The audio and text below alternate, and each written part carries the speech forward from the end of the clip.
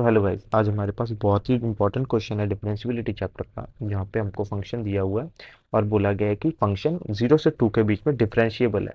Okay, यहाँ पे देखो, यहाँ पे फंक्शन देखने में बहुत ज़्यादा डरावना सा लग रहा है ना, ये वाला। यहाँ पे क्या लग रहा है कि ग्रेटेस्ट इंटीजर दे रखा है, पाई और पता नहीं क्या क्या दे रखा है। बट देखने में ये फंक्शन जितना ही डरावना लग रहा है वो उतना ही ईजी है। अगर हम देखा जाए तो हम इस फंक्शन को यहाँ पे लिख लेते हैं। ओके, तो हमारे पास फंक्शन क्या है, यहाँ पे देखो, यहाँ पे हमारे पास ग्रेटेस्ट इंटीजर फंक्शन दिया हुआ है। तो हमें पता है ग्रेटेस्ट इंटीजर फंक्शन हमें हमेशा आउटपुट क्या देता है, एक इंटीजर देता है ना। हमें यहाँ से क्या मिलेगा, हमेशा इंटीजर ही मिलेगा, एक्स को कुछ भी रख लो, हमें यहाँ से क्या मिलेगा, एक इंटीजर मिलेगा। तो हमें हमेशा यहाँ से क्या मिल रहा है, टेन इंटीजर इंटू पाई, है ना। और हमें पता है टेन एन पाई क्या होता है, जीरो होता है। यहाँ पे एन क्या है, कोई भी इंटीजर है ना, तो ये भी क्या होगा, यहाँ पे जीरो होगा। तो ऊपर वाली वैल्यू क्या हो गई, जीरो हो गई, तो ये पूरा का पूरा फंक्शन क्या हो गया, जीरो हो गया। तो हमारे पास फंक्शन सिर्फ इतना बचा। तो यहाँ पे देखने में ये फंक्शन इतना बड़ा दिया हुआ है, पर देखने में ये फंक्शन जितना बड़ा लग रहा है उतना ही ये क्या है, छोटा है। तो ये यहाँ पे क्या होगा, जीरो हो गया। तो हमारे पास फंक्शन कितना बचा, ए एक्स क्यूब प्लस बी। यहाँ पे हमें फंक्शन डिफरेंशिएबल दिया हुआ है 0 से 2 के बीच में, तो हमें पता है हर एक पॉइंट पे 0 से 2 के बीच में फंक्शन क्या कंटिन्यूस भी होगा।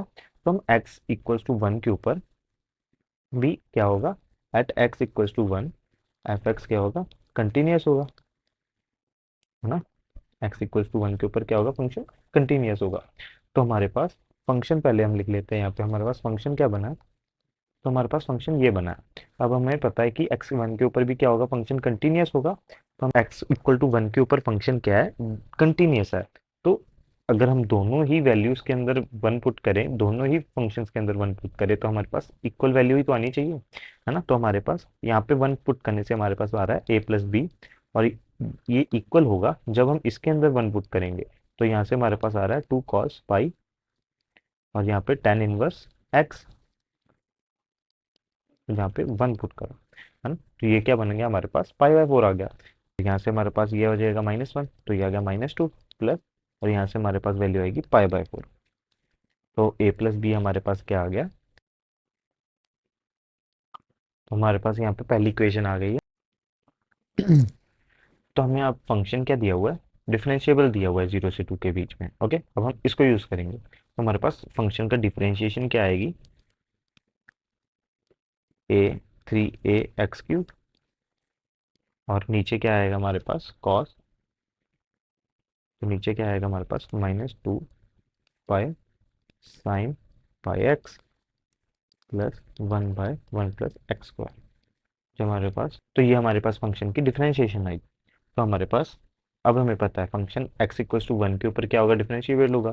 तो f dash of one plus जो होगा वो f dash of one minus के इक्वल होगा। तो हमारे पास एफ वन की वैल्यू, यहाँ एफ हमारे पास वैल्यू आएगी, यहाँ पे आएगा 3a is equals to 3a1 का cube is equals to -2 pi sine of pi one plus one over one plus one का स्क्वायर। ओके, तो यहाँ पे इसको सॉल्व करने से हमारे पास आया 3a, ये तो वैल्यू जीरो हो जाएगी, इक्वल्स टू 1/2। तो हमारे पास a क्या आया, 1/6 आया, और 1/6 इसको हम यूज़ करेंगे वन के अंदर। तो हमारे पास वन से क्या आया था, a plus b is equals to -2 plus pi by four. Okay, यहाँ पे a की वैल्यू यहाँ पे पुट करते हैं।